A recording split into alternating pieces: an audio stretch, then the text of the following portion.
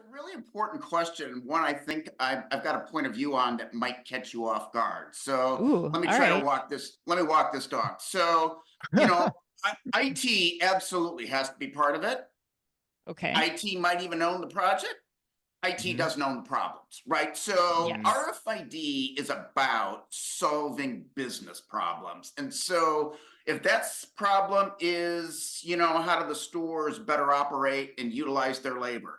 Not hmm surprising that a store operator might be in charge. Right. Another retailer might have this point of view that, I've got so much inventory and I'm trying to work as a merchant to keep that stuff flowing. Maybe a merchant wants that visibility and findability. I've even seen a couple where the asset protectors or the supply chain folks.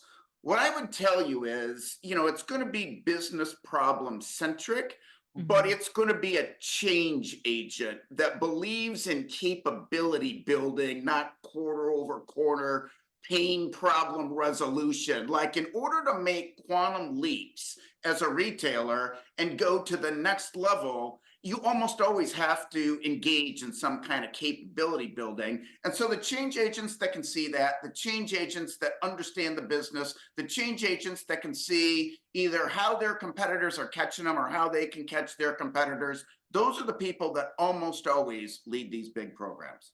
Yeah. But there, like to your point, there's benefits to every single part of the It's the organization, beauty which of is RFID, right? It's the right. gift that gives something to everybody. Right.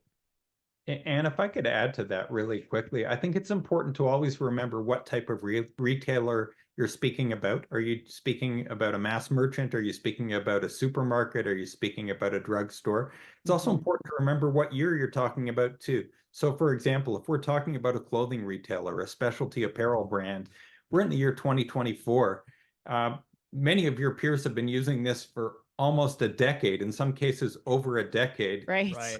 Just who in the C-suite is it not the responsibility of for your company Right. to be using RFID right now? But having said that, and I realize that maybe it's a little edgy to have said what I Yeah. said, but what I'll say is, if I'm talking about an apparel retailer, the CTO, the head of asset protection, the chief merchant, and the CFO who ought to be saying, hey, why aren't we doing RFID? The CEO and CFO saying, why haven't you come asking for money for RFID, asking that question of the head of asset protection and the head of store operations. It's really a variety of different people, but it's a collective responsibility of the C-suite, because the gap between the C-suites that understood the significance of RFID, that it was going to be a need to have, not a nice to have, and the C-suites who still haven't started, that gap is surprisingly large.